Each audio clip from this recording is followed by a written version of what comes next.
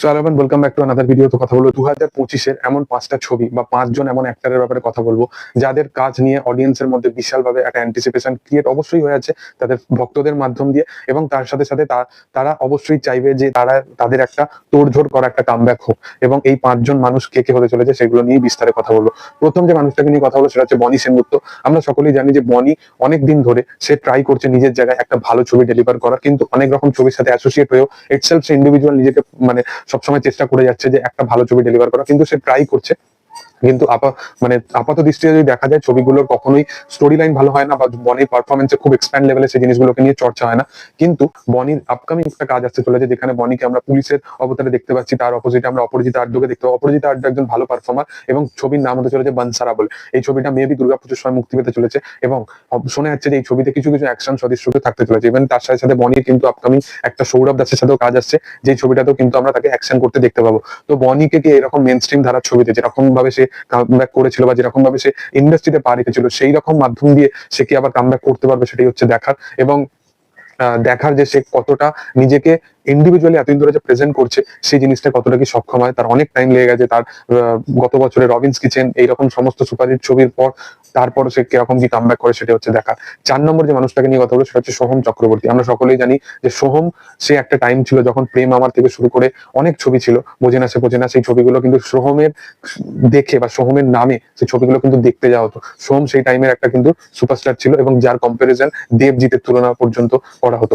দেবজিৎ এখন একটা আলাদা লেভেলের সুপারস্টার, কিন্তু সোহমকে সেই লেভেলে কিন্তু আর তুলনা কখনোই করা হয় না, এটা কিন্তু একদম সত্যি কথা। এবং সোহম তারপরে ধীরে ধীরে পলিটিক্স ট্র্যাকে ঢোকে, সেটা তার ব্যক্তিগত ব্যাপার, কিন্তু তার সাথে সাথে তাকে কিন্তু সিনেমায় সেরকম কিন্তু সাফল্যতা পেতে দেখি না। উল্টো দিকে দেবকে কিন্তু পলিটিক্স এবং এই টলিউড ইন্ডাস্ট্রি দুটোকেই কিন্তু খুব ভালোভাবে ব্যালেন্স করতে আমরা দেখতে পাই।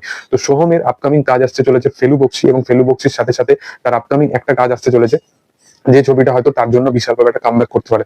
আমরা সকলেই জানি যে এই মুহূর্তে সব থেকে সফল একটা প্রোডাকশন হাউস হচ্ছে উইন্ডোজ, এবং উইন্ডোজ এর তরফ থেকে সোহম এবং মিমি চক্রবর্তীর একটা কিন্তু কাজ আসতে চলেছে, যেটা মোস্ট প্রবাবলি কিন্তু দুর্গাপুজোর টাইমে বা অগাস্টের টাইম করে কিন্তু আসার সম্ভাবনা আছে। এবং সোহম যেহেতু একজন ভালো পারফর্মার, সে কিন্তু এই একমাত্র প্রোডাকশন হাউস যার সাথে অ্যাসোসিয়েট হয়ে সে একমাত্র কিন্তু সিনেমা হলে তার অডিয়েন্সকে নিয়ে আসতে পারবে। কারণ শিবপ্রসাদ এবং নন্দিতারা এই দুজনের নাম শুনে কিন্তু ইটসেলফ তাদের একজন অডিয়েন্স আছে যারা কিন্তু সেই ছবিগুলোকে দেখতে আসে সিনেমা হলে। এরপরে যার কথা বলবো নাম্বার 3-তে, তার নাম হচ্ছে অঙ্কুশ। অঙ্কুশ আমরা সকলেই জানি যে গত বছরে মির্জা ছবিটা করেছিল, এবং মির্জা ছবিটা একটা ব্যাপক একটা বলতে পারো মানে লুক এন্ড ফিল ছিল। সে নিজের পয়সা খরচা করেছে, কিন্তু মির্জা সেরকম কিন্তু সফলতা পায়নি যেরকম তার খরচা হয়েছিল, এটা কিন্তু আমরা সকলেই জানি। এবং মির্জা ছবিটা নিজের জায়গায় ভালো পারফর্ম করলো, বাংলা ইন্ডাস্ট্রির মাধ্যম দিয়ে ভালো পারফর্ম করলো, আর একটু কিন্তু বেটার ডিজার্ভ করতো। এবং মির্জা ছবিটার আগে তার একটা জি5 একটা ওয়েব সিরিজ এসেছিল, যেটা কিন্তু খুব ভালো পারফরমেন্স দিয়েছিল, অপোজিটে কৌশিক গাঙ্গুলি ছিল। তো কোথাও গিয়ে অঙ্কুশের মির্জার পর থেকে অঙ্কুশের কিন্তু কাজ আসা একটুখানি ল্যাক করে। তো তারপরে অঙ্কুশও কিন্তু আপাত দৃষ্টিতে কিন্তু তোড়জোড় করে একটা কামব্যাকের চিন্তাধারায় আছে। অঙ্কুশের কিন্তু এখন যদি বলো তো দেবজিতের পর কিন্তু সবসময় অঙ্কুশকে কনসিডার করা হয়। এবং অঙ্কুশ যেহেতু একজন মানে বলতে পারো যে বাংলা ইন্ডাস্ট্রিতে কিন্তু অঙ্কুশের একটা নাম আছে, তারও একজন কিন্তু অডিয়েন্স আছে যারা কিন্তু তার ছবি দেখতে যায়, সেটা যেরকমই ছবি হোক না কেন, যেরকম ধারারই ছবি হোক না কেন।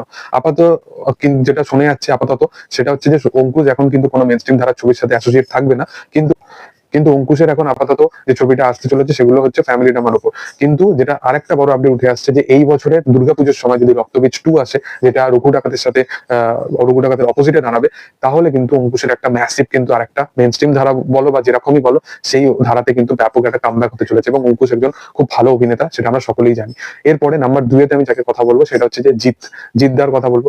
জিতের এই বছরে কিন্তু সেরকম বড় পর্দায় কাজ আসবে কিনা সেটাই এখন বড় কোশ্চেন। আমরা সকলেই জানি যে লায়ন ছবিটা তার এখনো পর্যন্ত মার্চ এপ্রিল করে শুটিং শুরু হবে, সেই ছবির শুটিং শেষ হতে হতে এই বছরের শেষ হয়ে যেতে পারে, এবং ডিসেম্বরের টাইমে মোস্ট প্রবাবলি হয়তো জিততে আসবে না। স্টার হয়তো 2025-এ বা 2026-এ হয়তো সে তার ছবি নিয়ে আসবে লায়ন বড় পর্দায়। কিন্তু এই বছরে তার একটা কামব্যাক আমরা জানি হবে, এবং সেটা হচ্ছে নেটফ্লিক্সের মাধ্যম দিয়ে আসা কাজ খাকি দ্য বেঙ্গল চ্যাপ্টার। সেটা হিন্দি ভাষায় হবে কাজটা, সেটা বাংলা কাজ নয়, কিন্তু তারপরও আমার মনে হয় যে তার ফ্যান্স থেকে শুরু করে প্রত্যেকটা ওয়েস্ট বেঙ্গলের মানুষ কিন্তু এই কাজটা দেখার জন্য বিশালভাবে ওয়েট করে আছে, কারণ জিৎ এবং বুম্বাদাকে একসাথে দেখা। এবং বুম্বা থেকে মনে পড়লো, বুম্বাদাকে আমি প্রথমে রাখবো, যার একটা ম্যাসিভ কামব্যাক কিন্তু এই বছরে হতে চলেছে। আমরা সকলেই জানি যে বুম্বাদার কামব্যাকের কোনো দরকার নেই, তার ছবিতে নাম অ্যাসোসিয়েট থাকলে যে প্রত্যেকটা ছবি হিট হয়, সেটা অযোগ্যর মতো ছবি হোক না কেন। কিন্তু বুম্বাদাকে কিন্তু তার ফ্যান্সেরা কিন্তু বিশালভাবে অপেক্ষা করে আছে, শুধুমাত্র তার বলতে পারো এইরকম কাইন্ড অফ মানে সিনেমার জন্য নয়, অ্যাকশন সাদৃশ্য সিনেমার জন্য। এবং অ্যাকশন সাদৃশ্য সিনেমায় নিজেকে বুম্বাদা অ্যাসোসিয়েট করেছে দেবী চৌধুরানীতে, তাকে আমরা মাস অবতারে দেখতে পাবো শ্রাবন্তী চ্যাটার্জির অপোজিটে। এবং এর সাথে সাথে আমরা বলিউডেও কিন্তু মালিক বলে ছবিটাতে তাকে আমরা দেখতে পাবো। ইটসেলফ খাকি দা বেঙ্গল চ্যাপ্টার তারও আসছে, এবং তার সাথে সাথে অজয় দেবগনের সাথে একটা ছবি কিন্তু তার মানে প্রাথমিকভাবে কিন্তু কথোপকথন চলছে, সেটাও কিন্তু একটা মাস ফিল্ম। তো দেখার যে এই 5জন অ্যাক্টর কত তাড়াতাড়ি কামব্যাক করে।